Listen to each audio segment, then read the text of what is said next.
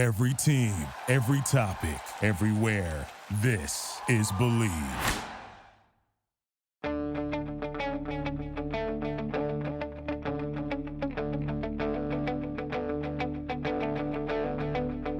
Ich warte seit Wochen auf diesen Tag und tanz vor Freude über den Asphalt. Als wär's ein Rhythmus, als gäb's ein Lied, das mich immer weiter durch die Straßen zieht. Komm dir entgegen. Hello and welcome to Gegenpressing, the Bundesliga podcast. This is the transfer show. I'm Manu and Stefan Bienkowski. Stefan, how's it going? Yeah, good. Thank you very much. It's officially the summer transfer window, I guess, isn't it? The football's all done. No more games to worry about, nothing to schedule. It's just the open Wild West and silly season, as some people like to call it. And there's some very silly transfer rumors that we're probably going to try and get to today, aren't there? There's lots of silly transfer rumors that we can get to. And I'm at the center of the transfer world, Stefan. I'm actually in our office at Transfermarkt.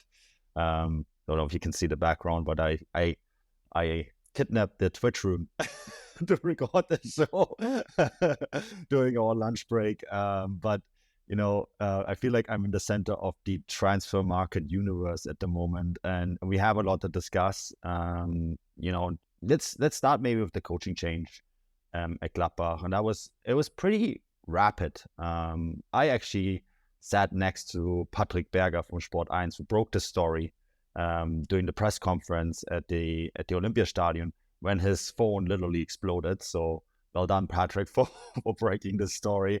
Farke gone, and it's only it's been 3 or 4 days, and we already know his replacement, Gerardo Seoane, who was at Leverkusen. So the coaching merry-go-round continues in the Bundesliga. But in fairness, I guess you could really say that Seoane was never going to be without a job for very long, because everyone you talk to at Leverkusen will always highlight that his shortcomings weren't tactical, wasn't the coaching. It was really just that the chemistry between him and the squad just wasn't there anymore, right? So I think this was always someone who was going to land a job sooner rather than later in Germany. And I always sensed that Gladbach, knowing that this guy was available, that's maybe why they triggered this so quickly. Having said all that, I'm still not sure that firing Farke is the right decision here. I actually personally kind of think it's a mistake, and I think you're kind of in the same camp. Yeah, I kind of came out in defense of Farke maybe a month or two ago when the rumors of him leaving first kind of began to emerge. And, I think there was a lot of kind of good work they did at the club. I know a lot of people complained about the club's away record, but I thought their home record was actually really impressive. We both actually spoke to Joe Scally recently, and he was singing Farke's praises. It's certainly, of course, sometimes players are just very well PR savvy, but you can usually tell when a player is just kind of going through the numbers, just kind of paying lip service to a manager that they don't really get on with. And when you can tell, especially young players, when they do have a certain appreciation for the head coach. And with Scally, it certainly seemed like the latter. You could definitely tell that he felt like he'd learned a lot from Farke just from his brief time at the club. So, and I think more than anything else, I kind of felt I kept looking at Gladbach's situation, in the terms of the fact that they've just lost their sporting director. They've had a whole string of kind of head coaches that haven't really worked out, or have worked out and chose to leave. And you then look at that squad and the kind of upheaval that is undoubtedly about to happen this summer. One such player, Bensebaini, who we'll talk about later, joined Dortmund, was one example, but he's only maybe one of like 4 or 5 first-team players, or even players who would be in the start 11 who are set to leave this summer. And it kind of struck me as bizarre to think that the club's situation was down to Farke, when obviously the club itself has been run terribly recently. So I felt like it was unfair to kind of drop that all into Farke's lap and say it was his fault.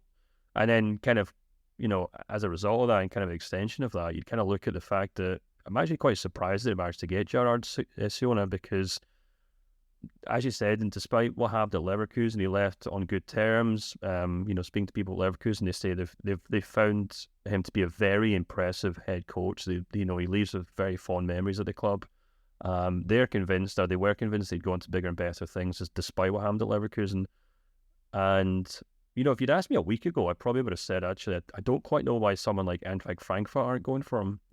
Maybe they've got bigger fish to fry, but who knows? Farke. Yeah, maybe.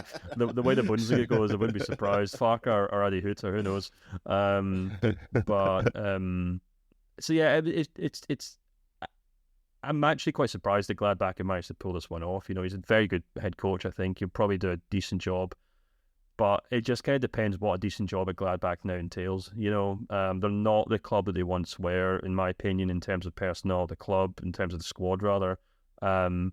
I don't look at that team and think that's a top 6, top 8 tied, to be perfectly honest with you. So I think they sacked Farke because they were maybe expecting miracles from him. And I just kind of worry that they're going to do the same with Seoane, because he's a very good head coach, but he's not a miracle worker. And, it's not hard to imagine a situation where he finds himself in a similar situation to was at Leverkusen, where, he's kind of struggling to make do with the tools he's got. Obviously at Leverkusen he had, the Florian Wirtz injury to worry about, and, inconsistencies to guys like Patrick Schick, defensive midfielders coming and going.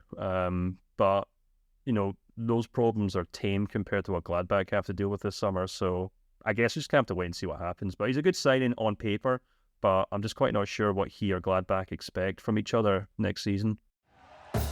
Thank you for listening to Believe.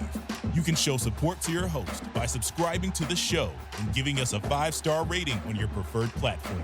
Check us out at Believe.com and search for BLEAV on YouTube.